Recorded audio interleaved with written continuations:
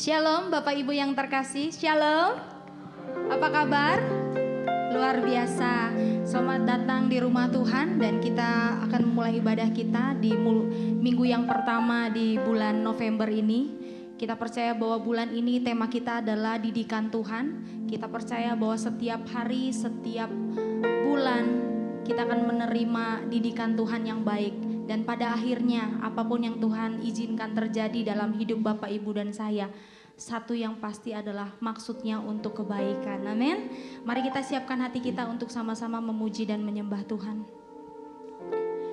Kami menaikkan pujian dan syukur kami kepadamu Tuhan Yesus, sebab Engkau baik Tuhan, bahwasanya untuk selama-lamanya Tuhan, kasih setiamu Tuhan tidak pernah berubah atas setiap kami. Kasih dan setiamu Tuhan tidak pernah berhenti mengalir dalam hidup kami. Walaupun sekali-kali Tuhan izinkan kami untuk melewati lembah, tapi kami tahu Tuhan maksud dan tujuan dari segalanya Tuhan adalah untuk kebaikan kami, untuk mendidik kami di dalam kebenaran, untuk menolong kami Tuhan masuk ke dalam rencana dan rancangan Tuhan yang baik. Sebab itu Tuhan, pagi hari ini, inilah kami umat-Mu yang telah Kau tebus dengan darah-Mu yang kudus. Kami datang Tuhan membawa hati kami datang membawa hidup kami Tuhan. Kami sangat bersyukur kalau siang hari, pagi hari ini kami masih boleh datang beribadah Tuhan. Duduk diam di dalam hadirat-Mu, memandang wajah-Mu, menikmati kasih-Mu Tuhan. Sebab lebih baik satu hari di pelataran Tuhan daripada 1000 hari di tempat lain. Lebih baik kami Tuhan duduk diam dan bersama-sama menikmati Engkau Tuhan, daripada kami menikmati keindahan dunia ini. Sebab kami tahu Tuhan, yang terbaik adalah bersama dengan Tuhan. Biarlah Tuhan, pagi hari ini seluruh umat-Mu boleh membawa pujian dan penyembahan yang terbaik. Dalam ibadah ini hanya Engkau yang ditinggikan. Dalam ibadah ini hanya nama-Mu yang diagungkan. Biarlah pujian dan penyembahan kami boleh menyenangkan hati Tuhan. Dan biarlah hadirat-Mu dan kuasa-Mu mengalir. Kami buka hati kami Tuhan. Biarlah Engkau yang mengubahkan setiap hati. Pulang dari tempat ini, kami mengalami pemulihan, kami mengalami kesembuhan, kami mengalami pemulihan dan kebangkitan. Terima kasih Tuhan Yesus. Kami mau memulai ibadah kami yang dahsyat hanya di dalam nama Tuhan Yesus. Haleluya, haleluya. Amin.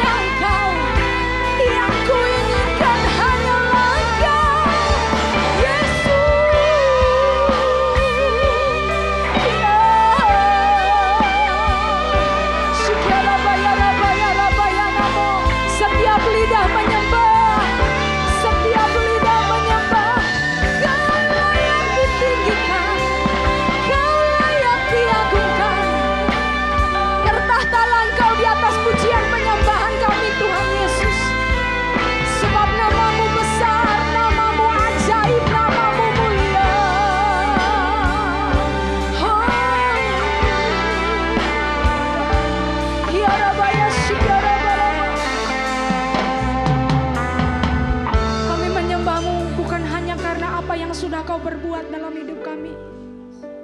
Bahkan sekalipun doa-doa kami belum dijawab, sekalipun kami hari ini mengalami hati yang pedih, tapi kami mau tetap menyembah Engkau Tuhan. Sebab tidak ada yang dapat mengubah bahwa Engkau adalah Tuhan yang besar. Engkau Allah Jehovah Jireh, Engkau Allah Jehovah Nisi, Engkau Allah Jehovah Shalom. Tidak ada yang dapat memisahkan kami dari kasih-Mu Tuhan. Sekalipun itu ada pergumulan, permasalahan, kami memutuskan untuk tetap menyembah Engkau. Sebab tidak ada yang dapat mengubah bahwa Engkau Allah yang baik Tuhan.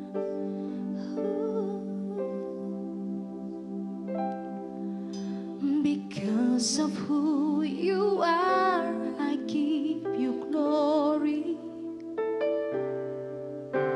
Because of who you are, I give you praise. Because of who you are, I will lift my voice and say, Lord, I worship you. Because of who you are, Lord, I worship you. Because of who you are, because of who you are.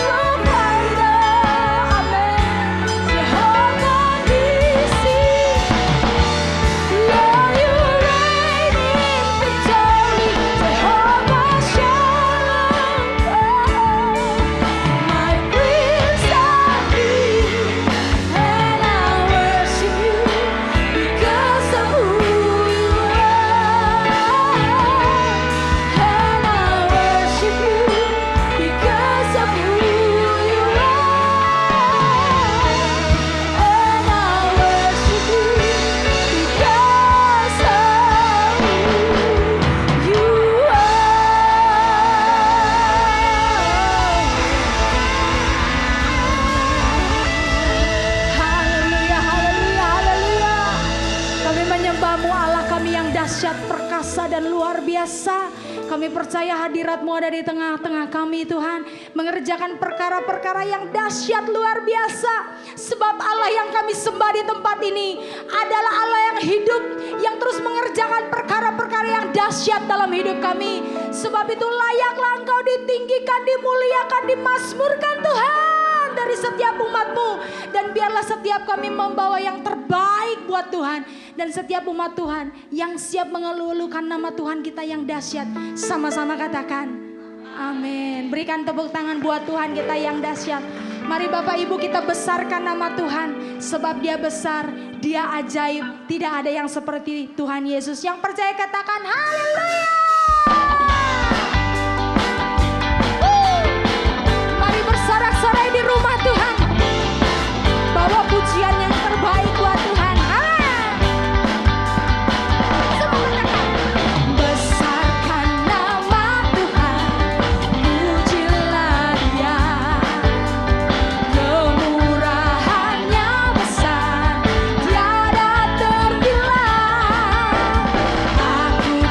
Dapat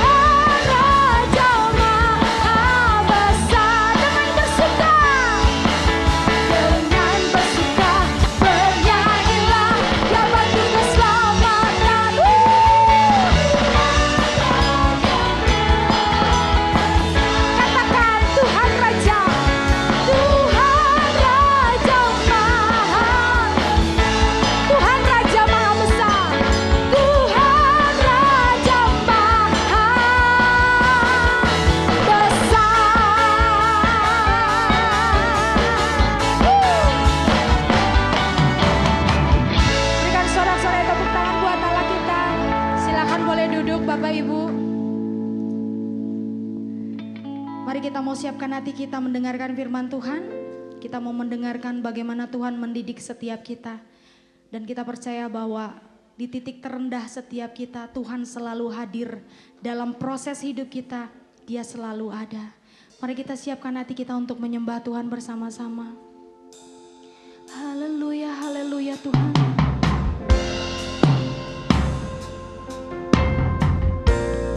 Kami persiapkan hati kami untuk mendengarkan firman-Mu Tuhan. Kau yang mendidik kami di dalam kebenaran-Mu Tuhan. Kau yang menuntun kami di jalan-Mu Tuhan. Mari berfirmanlah Kau ya Tuhan.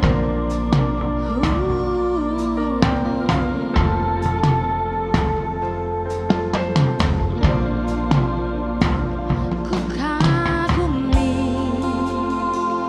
caramu mencintaiku. Kau ada di cerita proses hidupku.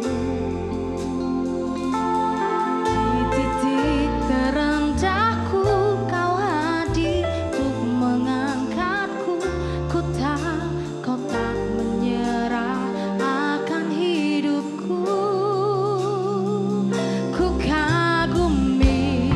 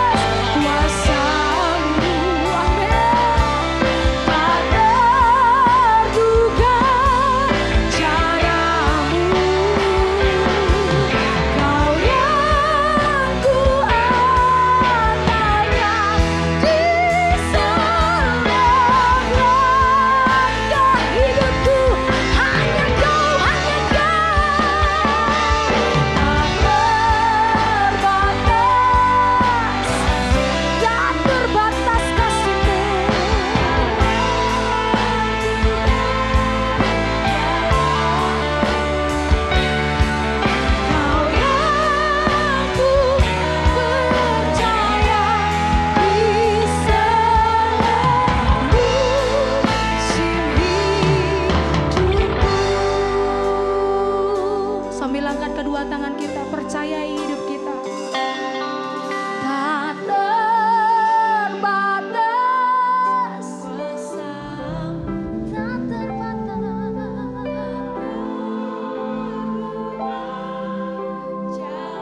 Tuhan, terima kasih Tuhan Yesus. Aku mau mengandalkan-Mu Tuhan. Kami mau dipimpin oleh-Mu Tuhan. Sebab tanpa Engkau kami gak bisa berbuat apa-apa Tuhan.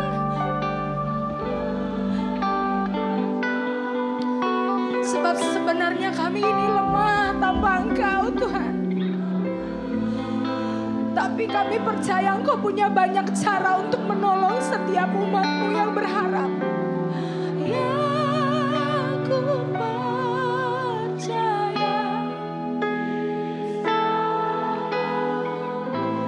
Kami terlalu percaya Tuhan. Tidak pernah terbatas kuasa-Mu Tuhan. Tak terbatas kuasa-Mu.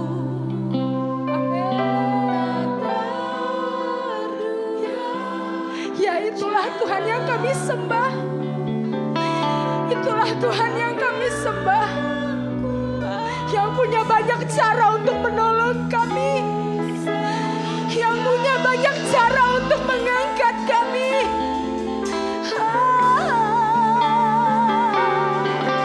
Tak terbatas kasih-Mu, tak terduga jalan-Mu. Katakan, Kau yang ku percaya. Di segala musim hidup kami Tuhan. Musim hidupku. Tak terbatas kuasa-Mu. Kami adalah orang-orang yang beruntung karena kami punya Allah yang dahsyat. Allah yang dapat kami andalkan di setiap langkah hidup. Mari serukan dengan kuat-kuat, katakan. Tak terbatas kasih-Mu, tak terduga jalan-Mu. Kau yang ku percaya, di sana-Mu sini hanya Kau yang ku percaya. Kau yang ku percaya, di sana-Mu sini hanya Kau Tuhan. Kau yang ku percaya, di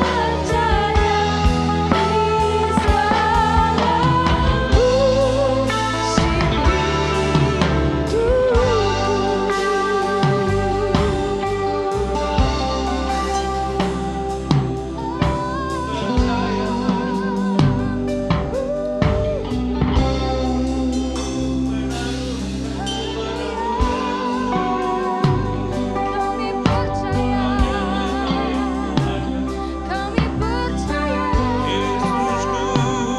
Kau yang kami andalkan. Berkuasa atasku, Kau yang berkuasa dan memampukan aku Tuhan.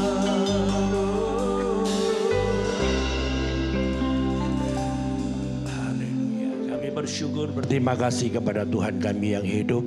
Kami tetap percaya Tuhan sampai kapanpun, sampai selama-lamanya Tuhan kami, Engkau gunung batu keselamatan kami. tempat kota perlindunganku.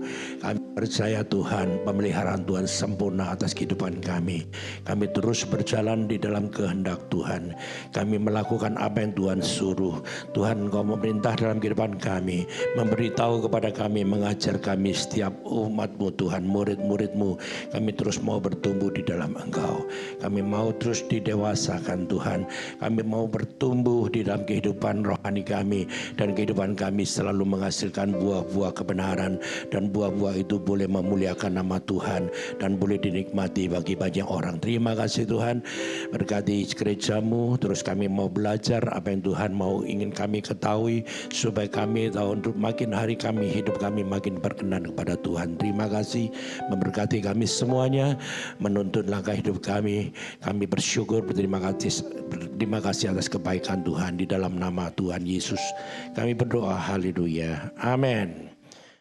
Saudara, firman Tuhan hari ini dengan tema yaitu tentang bagaimana Tuhan itu mendidik kita, saudara ya.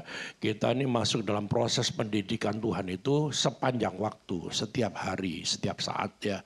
Karena saudara, manusia itu terus harus mau belajar dan diajar. Nah, bagi saudara yang memiliki kerendahan hati, tentunya saudara kita mau terus mau belajar ya saudara. Kita diajar oleh Tuhan melalui kebenaran firman-Nya. Karena ini sangat penting untuk melengkapi hidup kita, untuk menuntun langkah hidup kita supaya kita tidak keliru, supaya kita tidak salah jalan, supaya kita tidak menyimpang atau melenceng jalan kehidupan kita ya. Terlalu banyak Tuhan menghajar kita melalui proses-proses kehidupan yang terjadi ya, baik itu melalui peristiwa apa yang saudara alami, peristiwa alam, peristiwa kondisi, keadaan, situasi sekitar kita saudara ya, latar belakang kita ya saudara yang berbeda-beda. Kita dari tempat yang berbeda-beda berkumpul di satu tempat di sini tentunya juga bukan kebetulan. Semuanya dalam kepedulian Tuhan ya, dalam perkenanan Tuhan. Dan saudara dan saya itu terus dipimpin oleh Tuhan, terus melangkah. Karena kita semua mau ya, rindu untuk mengetahui, untuk mengerti kehendak Tuhan itu seperti apa Bapak Ibu sekalian. Dan ini harus saudara punya dalam kehidupan sehari-hari. Jadi kehidupan kita saudara sebagai orang percaya, jangan merasa kita sudah cukup, saya mengerti. Enggak saudara, kita belum cukup apapun. Dan kita belum tahu apa-apa sebetulnya ya. Sangat sedikit sekali yang kita ketahui tentang hati Tuhan. Sangat sedikit sekali kita bisa memahami akan Tuhan saudara. Kita harus terus minta hikmat daripada Tuhan. Supaya kebenaran itu boleh ada dalam kehidupan kita. Supaya saudara memiliki pemahaman apa sih yang harus saya kerjakan dalam dunia ini. Apa sih tujuan hidup kita di dunia ini. Apa tugas-tugas yang kita harus lakukan di dalam pekerjaan kita. Dalam kita menghadapi situasi-situasi sekitarmu saudara. Khususnya dalam keluargamu ya, di dalam pekerjaanmu, di dalam pelayananmu saudara ya. Dan saudara kita ini dibimbing di bawah Tuhan dalam fase-fase dari tidak mengerti sampai kita tahu dan sampai kita paham, sampai Tuhan membukakan pengertian-pengertian yang baru supaya kita terus makin bijak, makin dewasa, makin bisa mengerti banyak hal ya, dan makin wise saudara ya. Jadi seri tema yang kita berikan pada ada 2 bulan terakhir tentang bagaimana kita melakukan segala sesuatu dengan segenap hati. Lalu yang berikutnya adalah tentang bagaimana kita beroleh hati yang bijaksana. Dan saudara, hari ini kita pun juga serinya hampir sama ya, mirip. Dan kita masuk dalam pendidikan Tuhan. Ya, apa sih yang Tuhan maksudkan dengan didikan Tuhan ya? Saudara membaca di dalam kitab Ibrani 12 ayat 5 sampai 6 berkata, dan sudah lupakah kamu akan nasihat yang berbicara kepada kamu seperti kepada anak-anak? Hai anakku, janganlah anggap enteng didikan Tuhan. Dan janganlah putus asa apabila engkau diperingatkannya. Karena Tuhan itu mengajar orang yang dikasihinya, menghajar ya. Dan ia menyesah orang yang diakuinya sebagai anak. Saudara dan saya adalah sebagai anak. Ya. Karena kita punya orang tua yaitu Bapa kita di sorga. Jadi saudara harus memperhatikan tentang apa yang Tuhan mau ajarkan dalam kehidupan kita. Jadi jangan menganggap enteng, jangan cuek tentang apa yang Tuhan didik dalam kehidupan kita. Proses kehidupan kita ini silih berganti ya. Ada yang prosesnya mudah kita lewati, ada yang sangat sulit sekali untuk kita hadapi, saudara. Proses kehidupan manusia itu kompleks sekali ya, karena sangat itu adalah membuat kita bisa kadang-kadang nggak tahan. Ya, peristiwa-peristiwa kehidupan yang saudara alami kayak kemarin, saudara ya. Keluarga yang dimana boleh dikatakan masih relatif muda, Ibu Juniati yang sudah dipanggil pulang Tuhan. Tentunya ada maksud dan rencana Tuhan, khususnya untuk ibu ini dan juga untuk keluarganya. Kita nggak tahu, karena umur manusia itu adalah sebuah misterinya Tuhan. Kita pun berjalan dalam dunia ini tentunya juga punya tanggung jawab, punya tugas yang masih belum selesai. Kenapa saudara kita belum pulang? Karena kita harus banyak mengerjakan pekerjaan-pekerjaan yang dirancang oleh Tuhan supaya kita bisa menggenapi ya rancangan Tuhan di muka bumi ini, saudara ya. Melalui apa? Melalui kehidupan sehari-hari. Ya, jadi bagaimana kita menata hidup kita, menata hati kita, menata manusia rohani kita, menata inner di dalam kehidupan kita, kepribadian kita, saudara, karakter kita supaya hidup selaras dengan apa yang Tuhan kehendaki, saudara. Ya, nah, saudara, banyak kita lihat tokoh-tokoh di dalam Alkitab, ya, kita melihat banyak sekali yang mereka melalui proses pendidikan yang sangat berat, ya, di zaman dahulu. Prosesnya tentunya berbeda dengan sekarang. Saya sudah sering bilang begitu. Ya, saudara melihat Musa, ya, bagaimana Tuhan tuh mendidik Musa. Ya, dibentuk di padang gurun selama berapa tahun? 40 tahun, saudara. Ya, sebelum diutus untuk memimpin Israel keluar dari Mesir. Ya, Tuhan mengajarkan banyak hal dari kepemimpinan Musa, yaitu kerendahan hati. Lalu apa, saudara? Kesabaran. Ketaatan, saudara. Bagaimana bisa sabar dan taat pada perintah Tuhan, sabar untuk menantikan bagaimana Musa melihat penderitaan orang Israel di negara Mesir itu. Ya, begitu sangat tertindas, sangat mengalami satu keadaan yang sangat tidak baik karena teraniaya, ya. Boleh dikatakan satu bangsa berada di satu negara yang lain, ya. Dan bangsa itu cukup besar, tapi negara tersebut menindas, saudara, ya, dengan kejam, dengan cara-cara yang otoriter, yang dengan bengis dan kejam dan memaksa sehingga orang-orang Israel menjadi budak di negara itu. Nah, ketika Tuhan melihat karena Israel ini adalah bangsa pilihan Tuhan, di mana Tuhan memakai Musa untuk bisa memimpin keluar daripada Mesir, saudara. Nah, saudara, kalau Musa ini tidak punya kelembutan hati, ya, saudara, dan dia tidak akan mungkin mau, ya, memimpin karena ini tanggung jawab yang besar. Memimpin satu bangsa yang jumlahnya kurang lebih 2 juta, ya, pria wanita dan termasuk anak-anak ketika keluar dari Mesir itu cukup banyak, saudara. 2 juta, bukan 200 ribu, bukan 20 orang, enggak, 2 juta kurang lebih. Tulis, ya. Di dalam Bilangan 12 ayat 3 berkata, adapun Musa itu sangat lembut hatinya, lebih dari setiap manusia yang di atas bumi. Baik, saudara. Saudara, orang yang mau diajar adalah salah satu harus memiliki kelembutan hati. Benar enggak, Bapak Ibu sekalian? Kalau hati kita keras, ya, keras kepala batu, ya, hati kita mengeras, ya, kita nggak peduli gitu. Orang ngomong apa aja ditolak. Ya. Tapi Tuhan mendidik Musa secara spesifik karena Tuhan memilih pemimpin. Pemimpin itu dipilih Tuhan, ditentukan Tuhan. Karena pemimpin itu merupakan satu pilihan di mana orang tersebut melalui fase-fase yang sangat sulit untuk akhirnya dia bertumbuh menjadi orang yang bijak. Bagaimana punya kelemah lembutan, punya belas kasihan, punya kepedulian terhadap orang lain.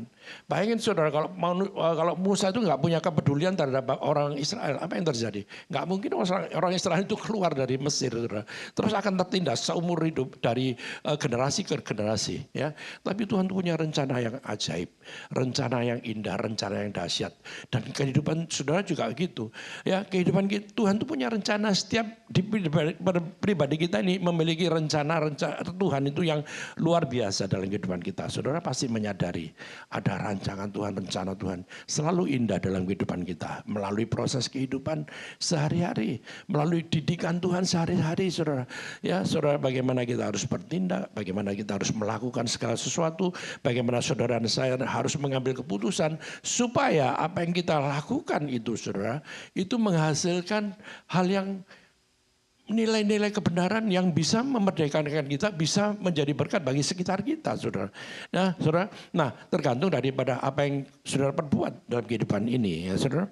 Nah, jangan menganggap enteng didikan Tuhan, jangan menyepelekan, ya, jangan mengesampingkan. Karena didikan Tuhan ini sangat penting. Kalau saudara mau dididik oleh Tuhan, berarti apa, saudara? Kita mau hati kita lembut, ya. Tuhan, ajar aku setiap waktu. Ajar aku supaya aku memiliki hikmat-Mu. Ajar aku, Tuhan, supaya aku memiliki perasaan dan pikiran-Mu. Bayangkan, saudara, seperti itu. Saudara minta kerinduan hati yang paling dasar, yang paling utama, bukan minta harta benda. Ya, saudara harus minta bagaimana memiliki hati yang bijaksana supaya saudara kita melakukan segala sesuatu di bumi ini nggak keliru, saudara. Ya, banyak hal yang tersembunyi dalam hati kita, banyak hal-hal yang membuat hidup kita ini mengotori situasi sekitar kita. Ya, kenapa? Dari perbuatan kita, dari perkataan kita, dari tindakan kita, saudara, itu mencelakakan orang, membuat orang lain menderita. Berapa banyak, saudara? Ya, kita pasti bisa mengkoreksi melalui apa yang saudara kita alami, kita lakukan dalam kehidupan sehari-hari. Ya, contoh sederhana dalam kehidupan sehari-hari, apakah hidup kita ini cenderung melukai orang atau ingin membuat orang lain itu bisa hidupnya boleh happy, diberkati dan mengalami sukacita, mengalami berkat Tuhan. Ya, kalau hati kita paling dalam itu kita bisa mengecek dengan hati nurani kita. Apakah hati kita ini memiliki kecenderungan untuk bisa mencelakakan orang, merugikan orang, saudara. Terlalu banyak yang kita lakukan zaman dulu kita belum bertobat, kan, saudara, tanpa sadar.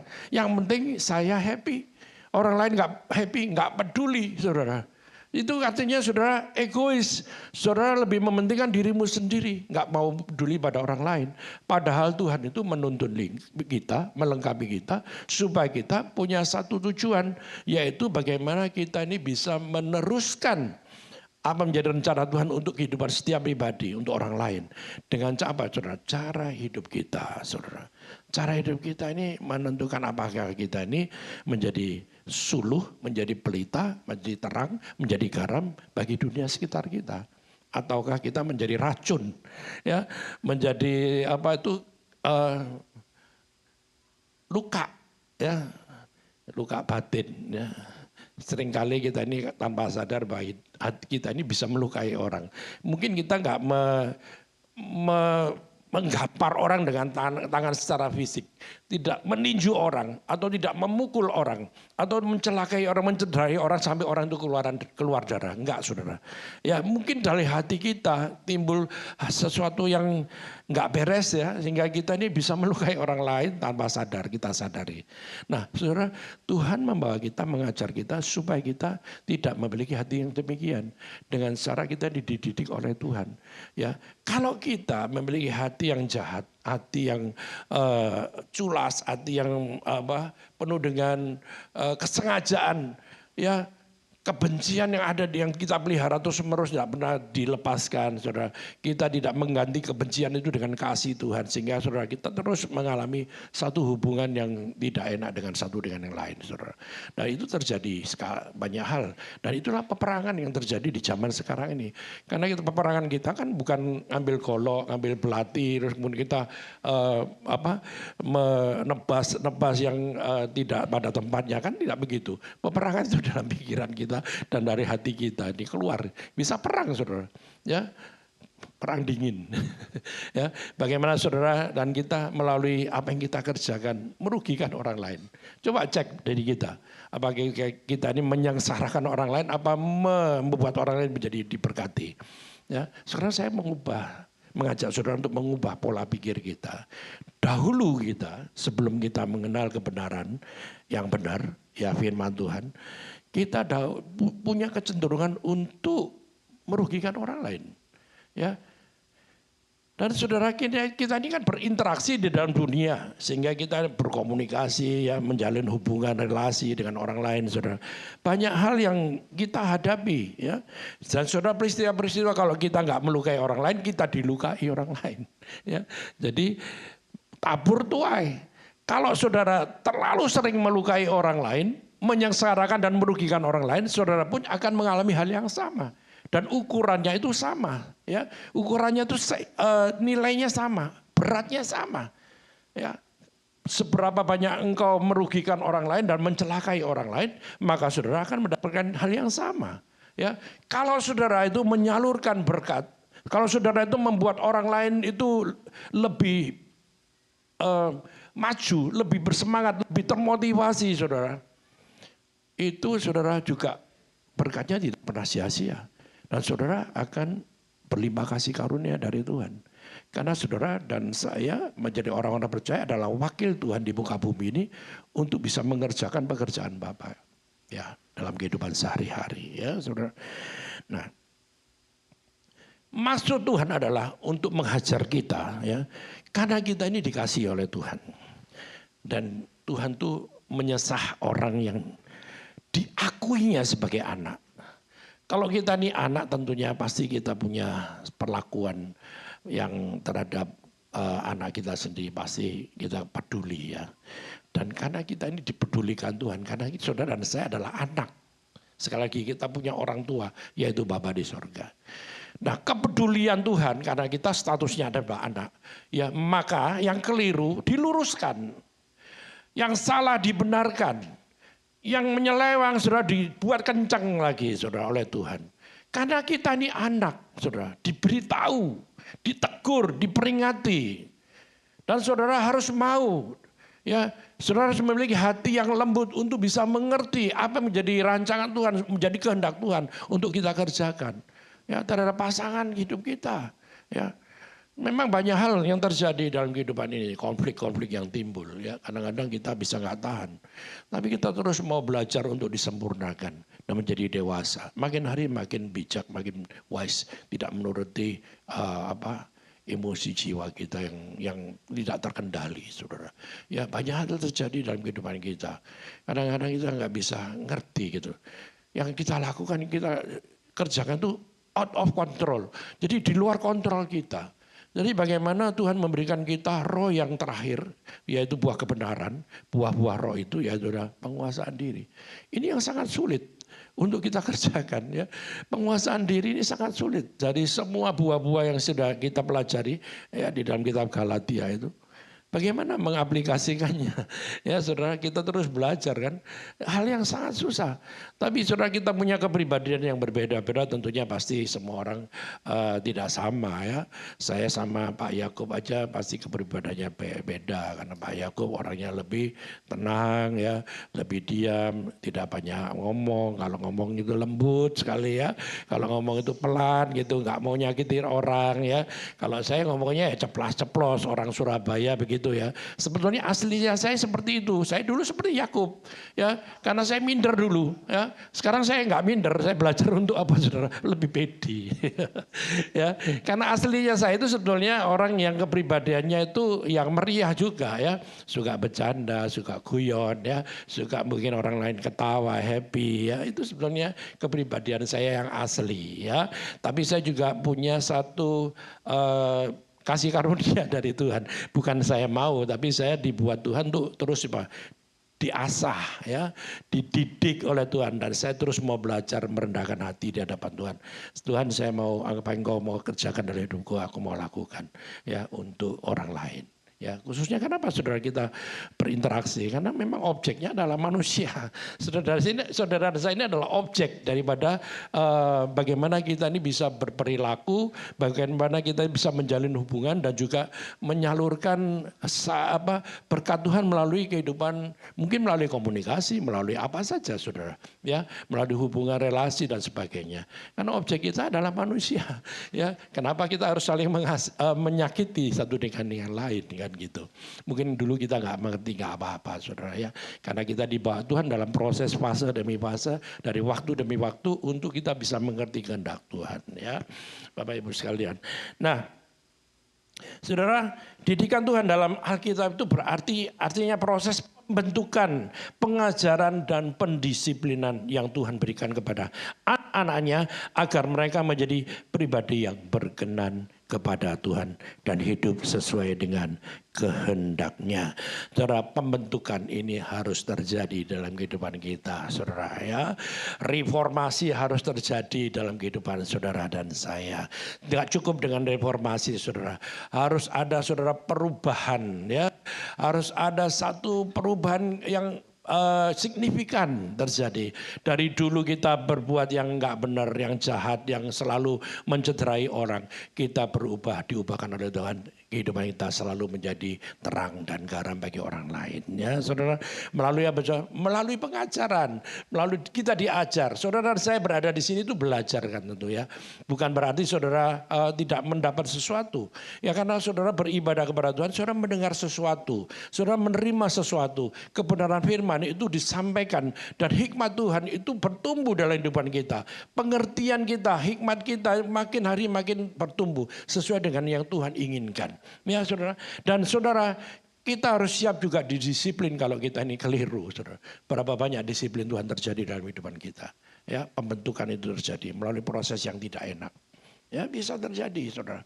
Dan kita hidup di satu keadaan yang berbeda-beda latar belakang. Pendidikan juga berbeda, ada yang nggak sekolah.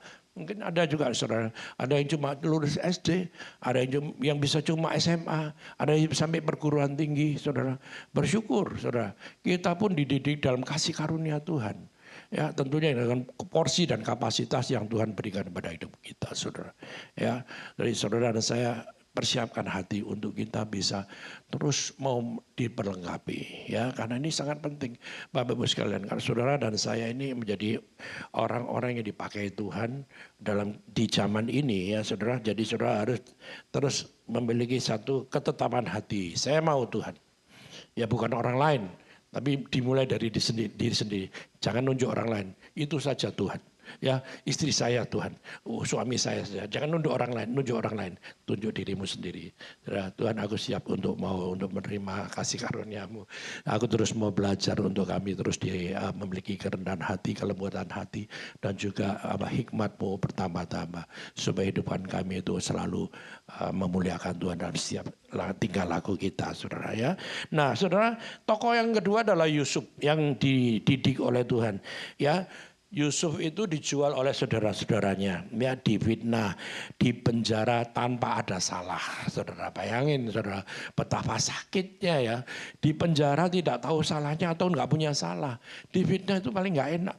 Saudara saya akan sering mengalami begitu, ya, difitnah, diperlakukan buruk, ya, disalah mengerti. Terjadi dalam kehidupan kita, ya, itu orang-orang yang memproses hidup kita seperti itu. Nah, Yusuf itu diproses demikian.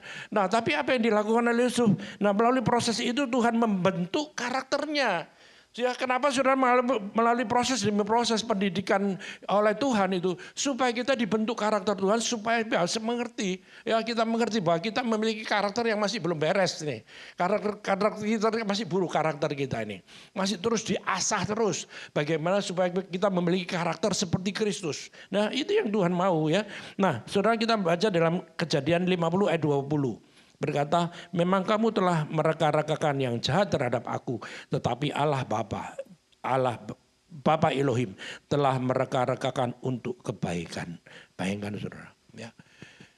Bapak kita itu mereka-rekakan kebaikan melalui proses kehidupan kita. Banyak orang di sekitar mereka mereka-rekakan hal yang buruk, yang jahat terhadap kita, ya, melalui peristiwa-peristiwa kehidupan, melalui proses dalam keluarga kita. Bahkan saudara kandung sendiri bisa mencelakai kita, ya, bisa berantem, bisa nggak ada peace, ya, nggak ada love lagi, nggak ada damai, hilang semua, saudara. Ada orang kandung aja bisa saling mencelakai, saling membunuh, ya. Anak dengan orang tua, anak bisa kurang ajar sama orang tua, bahkan membunuh, saudara. Zaman sekarang ini udah gelap, saudara. Tanpa terang Tuhan, orang akan gelap. Dan orang akan berbuat jahat. Cenderung untuk berbuat jahat dan mencelakai. Dan ini saudara keadaan akhir zaman. Enggak cuma akhir zaman, zaman dulu juga terjadi begitu. Ya, tapi Tuhan memproses kehidupan orang-orang yang dikasihinya. Saudara dan saya adalah orang-orang pilihan Tuhan yang dikasihi Tuhan. Yang diberi kesempatan untuk mengerti, memahami tentang apa yang menjadi kehendak Tuhan. Dan saudara bersyukur ya dalam banyak hal untuk bisa masuk dalam prosesnya Tuhan ya. Nah Daud pun juga begitu. Daud itu melalui ujian yang luar biasa ya. Kalau Daud itu diuji melalui proses di mana dia dikejar-kejar oleh Saul ya. Nah, ujian berikutnya adalah jatuh dalam dosa ya. Yang ketiga adalah konflik dalam keluarga. Ya namanya konflik dalam keluarga itu sebenarnya adalah buah daripada perbuatan. Apa yang diperbuatnya akan ditanggungnya, tabur tuai ya. Konflik dalam keluarga bagaimana ya tahu sendiri kalau bisa baca ya. Saya tidak akan mengupas karena sangat panjang sekali ya. Tapi saudara, Daud itu belajar apa saudara? Mengakui, bertobat dan rendah hati dan mengandalkan Tuhan sepenuhnya ya. Saudara memang proses dari Daud ini membuat kita bisa kadang-kadang bertanya-tanya, kenapa ya Tuhan bisa memproses Daud sedemikian dari seorang gembala ya, lalu kemudian dia menjadi seorang raja. Jadi gembala kan dia tidak berkuasa, saudara. Tapi kalau sudah jadi raja, dia punya power, dia bisa mengerjakan banyak hal, dia bisa melakukan apa yang dia mau, kan begitu. Ya, makin tinggi kedudukannya, makin dia bisa leluasa melakukan apa yang dia kehendaki. Kalau dia masih menjadi orang biasa, menjadi orang yang sederhana, mengembalakan kambing, domba dan ternaknya, saudara, apa yang terjadi Daud? Ya, dia mungkin ya kondisinya begitu-begitu aja. Ya nggak ada punya power, nggak punya kekayaan untuk bisa memerintah, apalagi power untuk bisa memerintah orang lain. Dan tidak bisa melakukan kesekendak hatinya. Tapi dalam proses ini, mulai dari bawah sampai ke tempat yang tinggi, tentunya kita bisa melihat ya apa yang dilakukan oleh manusia, karena manusia penuh dengan kecenderungan untuk berbuat hal yang tidak pantas atau yang keliru ya di hadapan Tuhan, saudara. Tapi dalam proses demi proses itu akhirnya dia ditegur, kemudian dia mengalami proses pembentukan dari Tuhan. Ya sudah terjadi, tapi Tuhan tetap mengampuni. Saudara dan saya juga mengalami proses yang sama. Dari nggak ngerti, kita berbuat kesalahan, berbuat pelanggaran, lalu kemudian kita diproses Tuhan, kita bisa paham, menerima pengampunan, menerima pembasuhan dari hukuman dosa. Ya kalau saudara kita datang kepada Tuhan, apa kita ditolak? Enggak, saudara. Saudara dan saya tetap diterima karena kita sebagai anak. Karena saudara mengakui ini sebagai orang tua, sebagai bapak kita, ya dia memberikan pengampunan yang tak terbatas untuk saudara dan saya, sehingga kita boleh diangkat kembali menjadi orang-orang pilihan dan ditetapkan untuk menjadi bagian warisan dalam kerajaan surga. Ya, karena itu kasih karunia.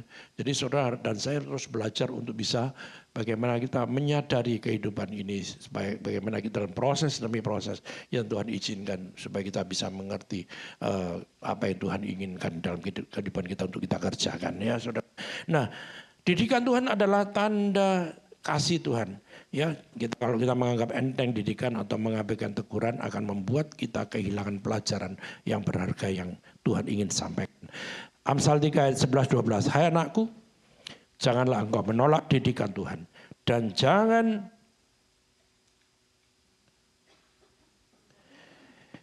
engkau bosan akan peringatan, karena Tuhan memberi ajaran kepada yang dikasihnya seperti seorang ayah, seorang bapak, seorang papa kepada anak yang disayanginya. Saudara, kita semua orang-orang yang disayangi Tuhan. Ya, jadi kita bersyukur karena Tuhan memberikan teladan, Bapak kita memberikan teladan yang sangat menyayangi anaknya. Ya, kalau zaman sekarang bapak-bapak ini, saudara, nggak peduli anak-anaknya, dibiarin. Ya, kalau salah ya terserah, ya, nggak pernah ditegur, nggak pernah dinasehati, saudara. Ya, nggak pernah diurus, apalagi saudara. Ya mungkin karena keadaan bisa, ya karena situasi. Tapi saudara dan saya sebagai orang tua, ya sebagai ayah, sebagai bapak, saudara harus juga bisa membimbing anak-anakmu, membimbing orang lain, ya. Karena Tuhan membimbing kita, mengajar kita, memberikan kita peringatan, ya. Tuhan memberikan mengajar kepada kita pada orang-orang yang dikasihinya. Saudara, itulah Bapak kita yang luar biasa, yang mempedulikan kita semua. Ya, saudara dan saya ini masih dipedulikan Tuhan. Karena saudara percaya kan, ketika saudara yakin bahwa kita punya Bapa yang baik, yang kita kenal ya di dalam nama Tuhan Yesus Kristus, tentunya kita terus memiliki kesadaran bahwa hidup kita ini benar-benar dipedulikan Tuhan. Ya, dituntun oleh Tuhan. Dan Tuhan memperlengkapi hidup kita supaya kita bisa melakukan hal yang baik. Seperti yang Bapa lakukan terhadap kita. Jadi contoh yang sempurna, teladan yang sempurna adalah Bapa kita. Ya, menegur, memberitahu, ya, mengajar. Kalau kurang ajar yang kebangetan dipukul ya, pakai rotan. Tapi sini kan tidak ada yang kurang ajar, saudara ya. Ya, semuanya baik-baik semuanya. Jadi nggak perlu dipukul pakai ini apa sapu, tongkat gitu, enggak. Tapi sudah dengan Tuhan mengajar kita dengan cara yang berbeda-beda tentunya ya, melalui peristiwa-peristiwa kehidupan. Maka ketika peristiwa-peristiwa yang terjadi dalam kehidupan sekitar kita, mari itu sebetulnya menjadi ukuran, tolak ukur, menjadi indikator apakah kita ini benar-benar ada kekeliruan di hadapan Tuhan. Apa sih kelirunya kita nih? Apa sih yang kita keliru di hadapan Tuhan? Apa sih nggak benar? Apa yang nggak cocok di hati Tuhan itu apa? Saudara itu diberi hati nurani oleh Tuhan. Yang bisa membedakan, oh iya ternyata Tuhan menegur saya dengan begini. Kenapa saya begini, kenapa aku jadi orang percaya tapi aku meragukan Tuhan. Kenapa aku tidak mengandalkan Tuhan. Kenapa aku mengandalkan kekuatanku sendiri. Ya, kenapa aku tidak mengerti tuntunan Tuhan. Padahal Tuhan sudah memberitahu kita melalui kebenaran firman-Nya. Setiap saat saudara mendengar ayat yang sama tapi saudara selalu lupa. Ya, kita selalu lupa tentang peringatan-peringatan Tuhan. Kita selalu lupa akan tegurannya. Kita selalu lupa akan janji Tuhan. Ya, kenapa banyak keluhan-keluhan terjadi dalam kehidupan sehari-hari? Karena saudara lupa, tidak tahu bahwa kita ini selalu diingatkan dan kita belajar. Bahwa firman Tuhan ini ya dan amin dan berkuasa. Memang cuma tulisan, tapi saudara sangat powerful. Kalau saudara dengan iman dan percaya, saudara yakin bahwa Tuhan yang sanggup. Artinya saudara kita memang gak berdaya manusia ini. Kalau saudara berdaya, saudara punya kekuatan, saudara kita bisa jadi sombong. Kenapa? Gara-gara aku bisa kok, aku punya segalanya. Aku mampu, aku pinter, aku hebat. Kesombongan, dan kesombongan itu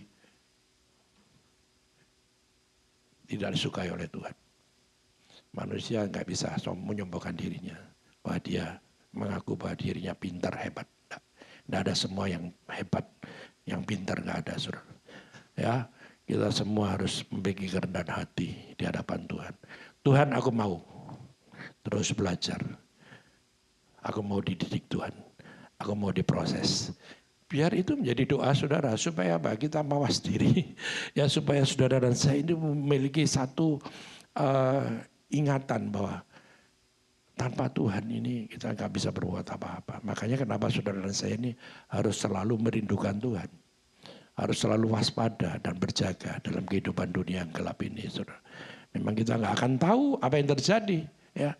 Tapi mari kita periksa apa yang terjadi dalam kehidupan kita setiap saat.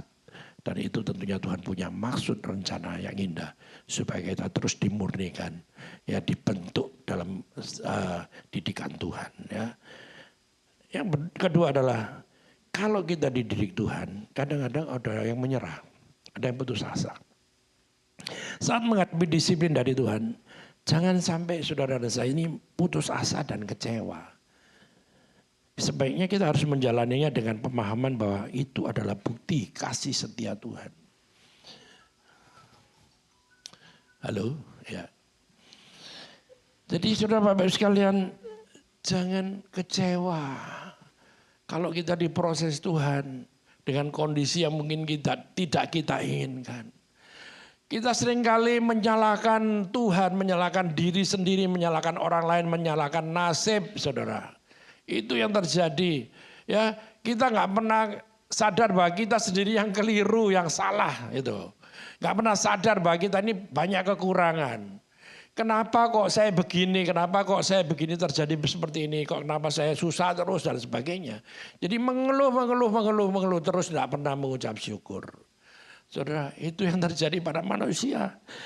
Ya, kalau kita didisiplin oleh Tuhan, kita diajar dididik oleh Tuhan, jangan sampai kita ini menyerah dan putus asa.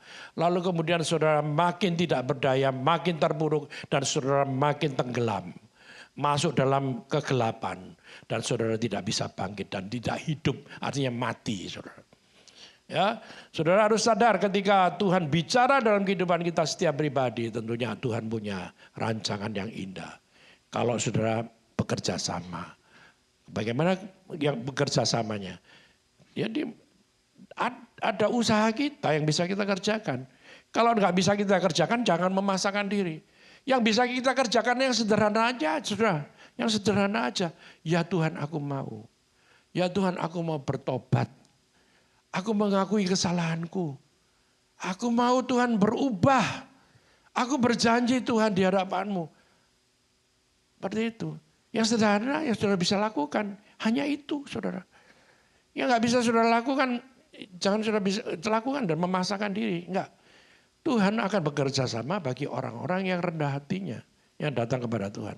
Untuk apa? Dibentuk, mau diajar, mau dipulihkan hatinya. Saudara. Karena kita mau, hati kita rindu kepada Tuhan.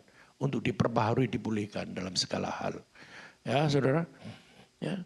Yeremia 29 ayat 11. Sebab aku ini mengetahui rancangan-rancangan apa yang ada padaku mengenai kamu. Sebab Tuhan berkata, itu mengetahui rancangan-rancangan apa yang ada pada Tuhan mengenai kita semua ini, saudara. Demikian firman Tuhan, yaitu rancangan apa? Damai sejahtera, bukan rancangan kecelakaan, untuk memberikan kepadamu hari depan yang penuh harapan. Ini firman Tuhan. Tuhan tidak merancangkan hal yang buruk terhadap kita. Masa depan kita ada di tangan Tuhan. Tentunya rancangannya selalu indah. Rancangan Tuhan itu selalu mulia. Dan rancangannya selalu memberkati hidup saudara dan saya. Ya, itu ada prosesnya di situ, saudara.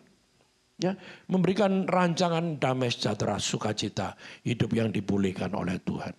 Saudara mau enggak? Semua mau, saudara. Tergantung kita mau masuk dalam proses atau tidak. Ya, saudara. Jadi ketika kita didisiplin oleh Tuhan, jangan menyerah, jangan putus asa.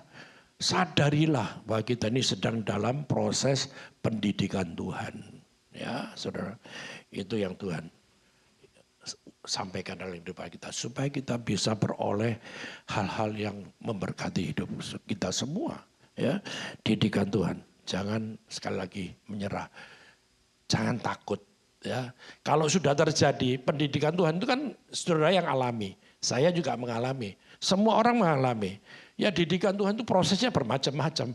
Ada yang berat, ada yang susah, ada yang gampang, ya, ada yang paling susah gitu, saudara, untuk kita bisa lalui. Kadang-kadang kita nggak mengerti ternyata ini adalah didikan dari Tuhan. Ya. Yang paling berat itu Ayub. Ya. Ayub itu dididik Tuhan, kehilangan harta, kehilangan anak, kehilangan kesehatannya. Melalui penderitaan, Ayub itu bisa mengenal Tuhan lebih dalam lagi, saudara. Bayangkan, melalui penderitaan, Ayub itu bisa mengenal betapa dalamnya Tuhan itu luar biasa. Bisa memulihkan kehidupannya, saudara. Dia bisa mengetahui isi hati Tuhan. Ya.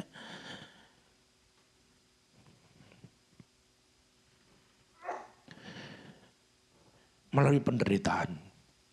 Ya kalau Tuhan izinkan ada penderitaan dalam hidup kita ini, artinya apa, saudara? Supaya kita bisa mengenal isi hati Tuhan.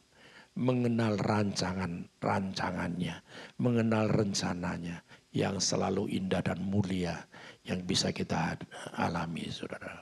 Ya, tanpa penderitaan kita nggak bisa melihat satu pengalaman. Ya, penderitaan itu adalah pengalaman yang harus kita alami bersama-sama.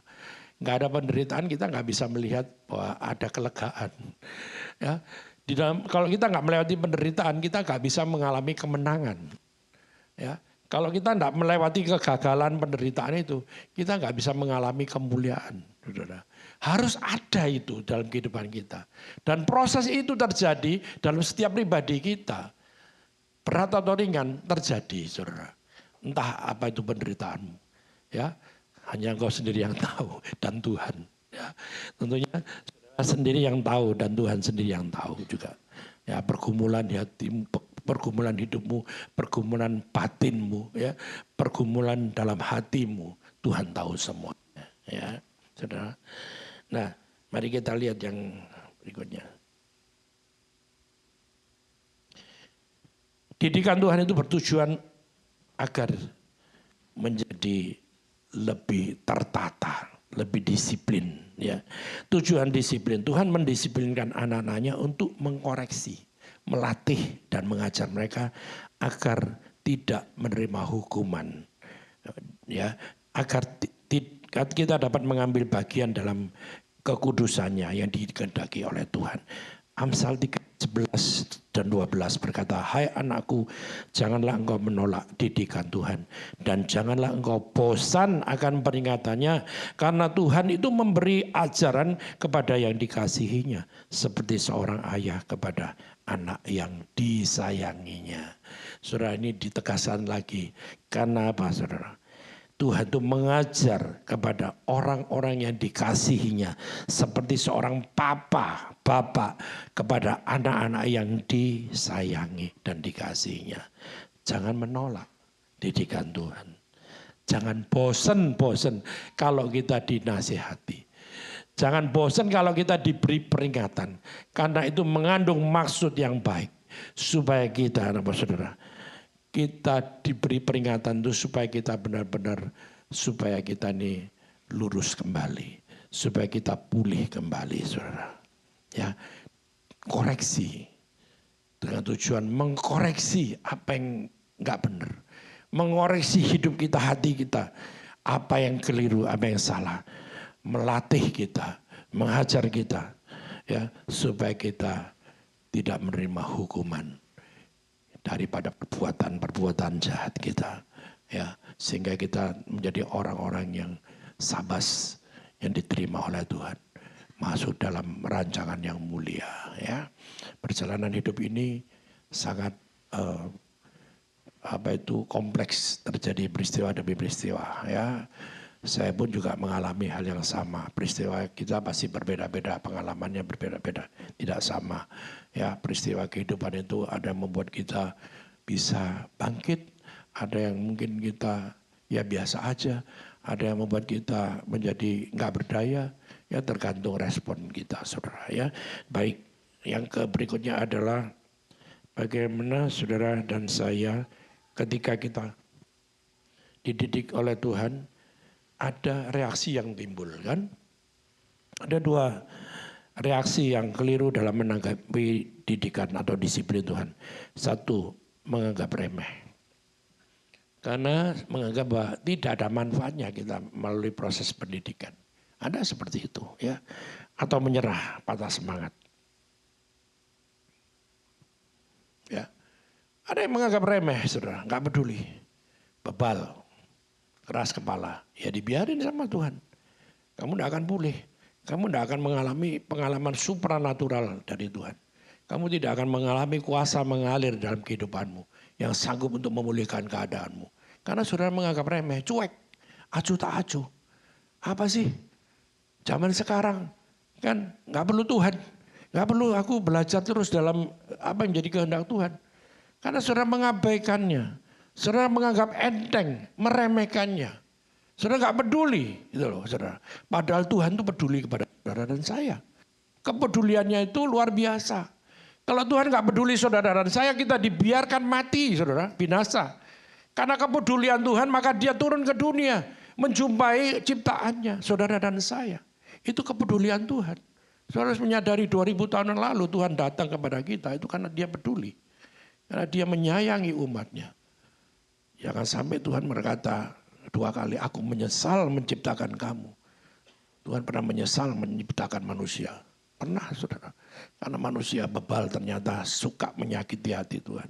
Memberontak kepada Tuhan. Ya, baik. Tuhan sampai mengatakan demikian, karena begitu bebalnya manusia untuk masuk dalam proses pendidikan, dia nggak mau. Ya, sampai Tuhan berkata demikian. Sekarang orang-orang, saudara dan saya dikasihi Tuhan, jangan sampai Tuhan berkata, aku menyesal membiarkan kamu hidup dalam dunia ini. Kalau Tuhan sudah ngomong gitu, Kak, saudara kita dibiarkan sama Tuhan, kita dimakan oleh kuasa kegelapan, saudara akan masuk ditarik ke dalam jurang kebinasaan. Ya, dari saudara dikasih ini Tuhan, hari ini saudara perhatikan reaksi kita bagaimana. Kalau saudara kita mau dididik oleh Tuhan, jangan anggap remeh, ya, jangan anggap enteng, jangan menyepelekan, jangan saudara tidak peduli, ya, karena merasa kita nggak dapat manfaat, karena kita nggak dapat apa-apa. Jangan salah saudara, ya. Kalau kita masuk dalam proses didikan dari Tuhan, artinya apa? Tuhan masih peduli dengan saudara, kepada saudara dan saya. Supaya apa? Kita dari proses belajar dan pendidikan tersebut, supaya kita ini mengalami satu pertumbuhan. Pertumbuhan ini penting bagi setiap orang, Bapak Ibu sekalian. Dari nggak tahu menjadi tahu, nggak mengerti jadi mengerti. Jadi dari kita masih punya pemikiran anak-anak, kita terus didewasakan bersatu punya pengertian yang matang untuk bertindak dan juga untuk bisa memutuskan, untuk mengambil keputusan. Supaya kita melalui proses pendidikan itu ada prosesnya, supaya kita didewasakan di dalam pertumbuhan rohani. Ya, kan kita nggak bisa sama. Cara hidup kita lama kan harus kita tinggalkan. Masa kita hidup dengan cara hidup yang lama, nggak pernah bertobat. Ya, mari periksa hati kita, periksa apa yang sudah menjadi kekurangan kita, kekeliruan kita. Ya, Bapak Ibu sekalian, kita terus mengalami proses. Oh iya, ternyata ini nggak boleh begini, ya.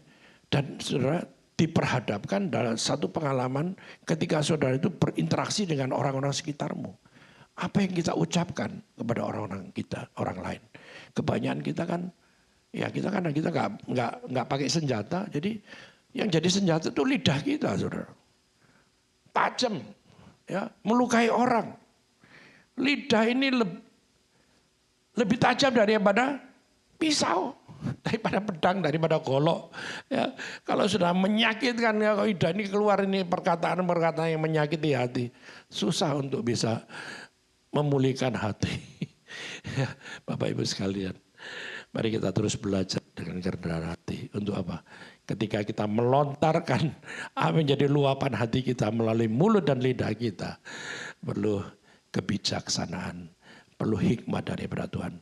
Apa yang kita keluarkan memberkati atau melukai orang lain, itu bisa kita ukur. Bapak Ibu sekalian, ini pengalaman saudara pasti punya hal seperti ini, ya.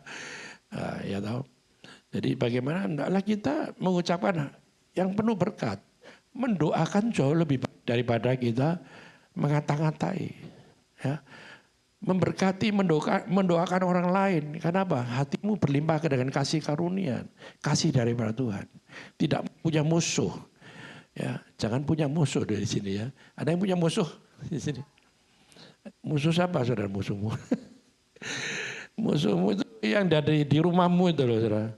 Ya, serangga, nyamuk yang sering gigitin kamu itu musuh kita. Ya, lalu kita beli obat nyamuk, beli alat semprot untuk membunuh musuh kita. Ya, nyamuk itu musuh-musuh dan kuasa kegelapan.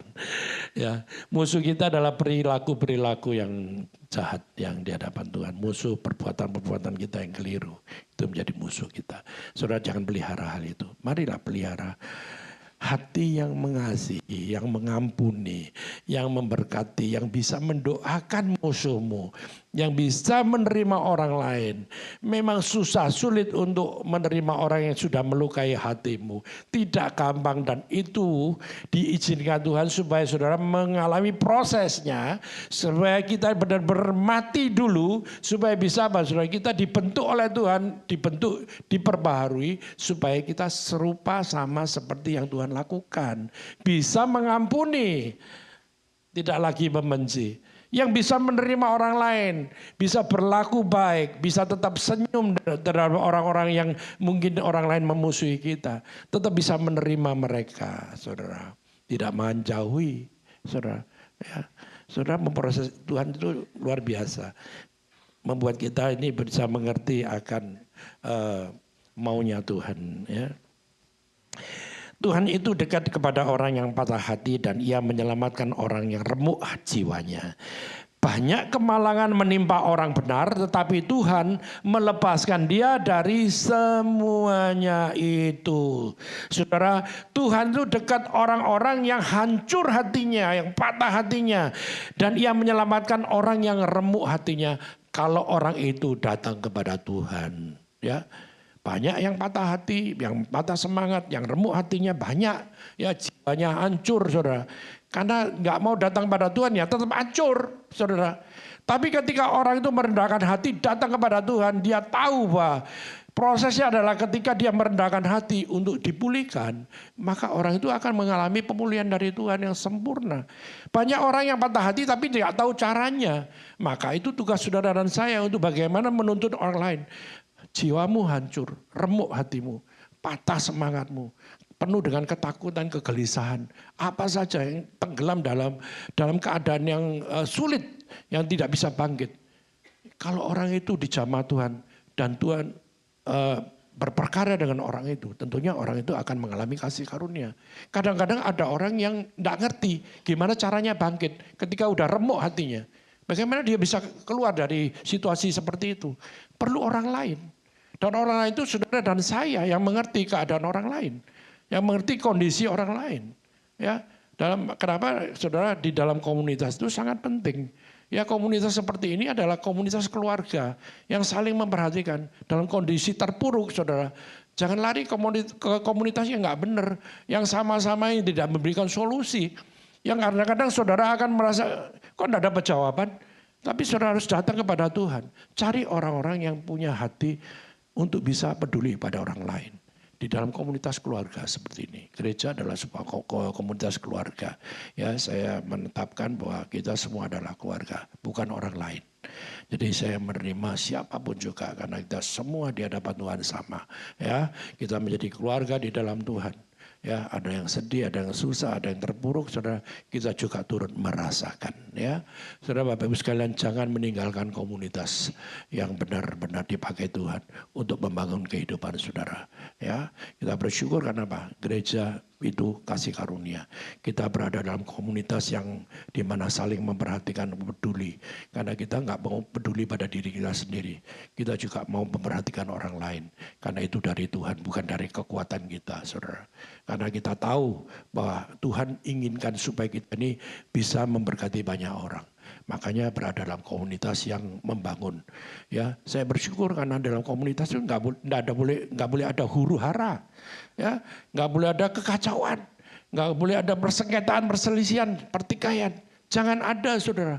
Kita harus memelihara apa, saudara? Damai sejahtera, kasih, kesatuan hati, harmoni, supaya berkat itu tercurah. Kalau kita eker-ekeran, saudara, tahu eker-ekeran nggak, saudara? Berantem berisik, saudara, ya mungkin nggak terima satu dengan lain, berantem semuanya, ya berantemnya itu dalam hati. Mungkin sudah nggak pakai mulut lagi, nggak ngumpat gitu, nggak, tapi dalam hati udah dongkol gitu ya, pahit, berkatmu nggak akan tercurah dalam kehidupanmu. Tertahan, saudara. Karena kita masih menyimpan hal-hal yang buruk, yang pahit. Sekali lagi mari bereskan di hadapan Tuhan. Kita sebentar lagi ambil perjamuan kudus. Bereskan semua yang keliru.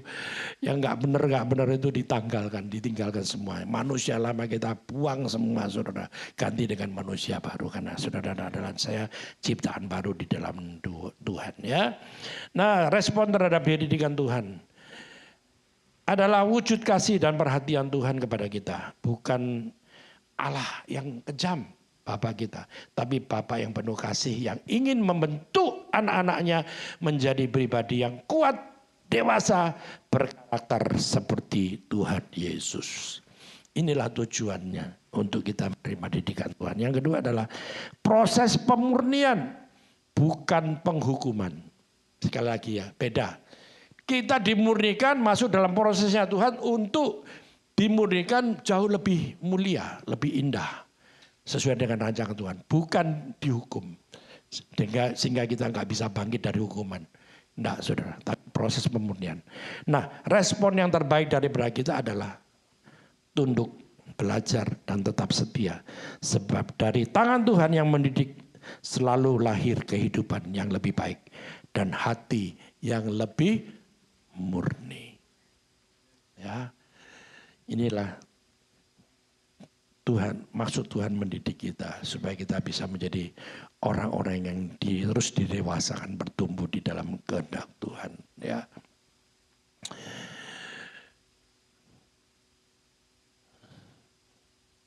saya mau ngomong, tapi ya waktunya terbatas ya, enggak, nanti berikutnya aja, masih ada waktu.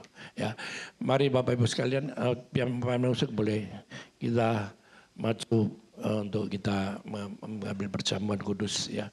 Tapi biarlah kita bisa mengerti maksud kehendak Tuhan masuk dalam proses didikan ini supaya kita semua paham ya bahwa tujuan Tuhan itu mulia.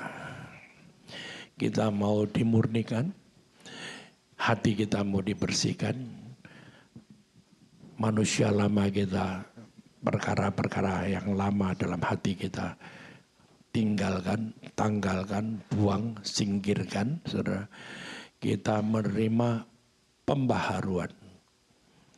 Akal budi kita, hati kita dimurnikan, diperbaharui sesuai dengan kehendak, kerinduan hati Tuhan. Selalu untukmu, selalu untukmu, Tuhan dan Rajaku. Semua yang ku perbuat, semua yang ku perbuat, baik siang dan malam, selalu kita berdiri bersama-sama. Segenap hidupku, haleluya. Segenap hidupku adalah milikmu. Milikmu, untuk kemuliaan-Mu sampai ku tua nanti, sampai ku tua nanti, sampai di surga nanti, selalu untukmu, selalu untukmu,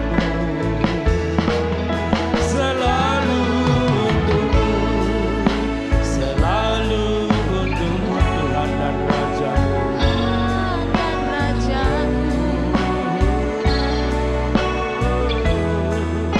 Semua yang ku berbuat, baik siang dan malam, selalu untukmu. Segenap hidupku,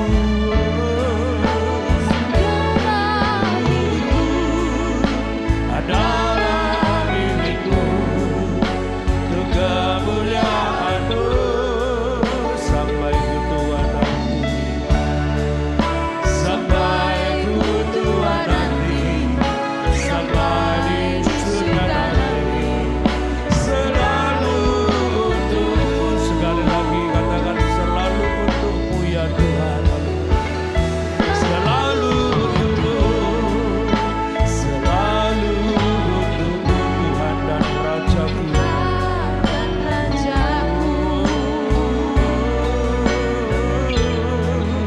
Semua yang ku berbuat, baik siang dan malam, selalu untukmu. Segenap hidupku adalah milikmu. Segenap hidupku adalah milikmu, untuk kemuliaan-Mu sampai ku tua nanti, sampai ku tua nanti, sampai di surga nanti, selalu untukmu, sampai ku tua nanti, sampai di surga nanti, selalu untukmu,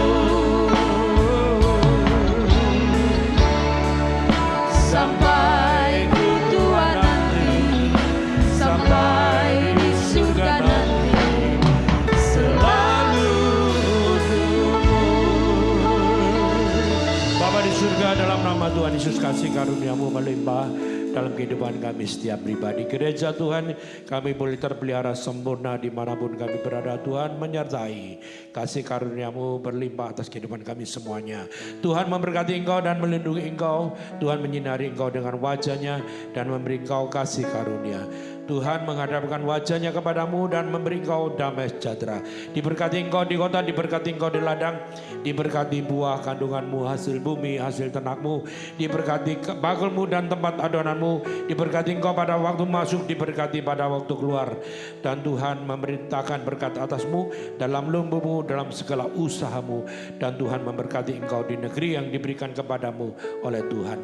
Dan Tuhan juga menetapkan Engkau menjadi umat-Nya yang kudus, seperti yang dijanjikannya dengan sumpah kepadamu, jika engkau berpegang pada perintah Tuhan dan hidup menurut jalan yang ditunjukkannya.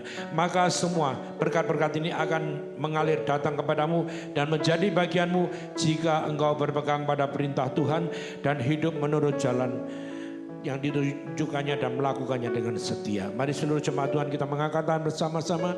Kita pulang dengan membawa berkat, yaitu damai sejahtera dan sukacita dari Bapa Surgawi, kasih setia, kebaikan, kemurahan dan anugerah dari Tuhan Yesus di dalam pertolongan oleh kuasa Roh Kudus yang menuntun langkah hidup kita mulai sekarang sampai selama-lamanya. Di dalam nama Tuhan Yesus Kristus, semua yang percaya boleh berkata haleluya. Amin. Tuhan Yesus berkati.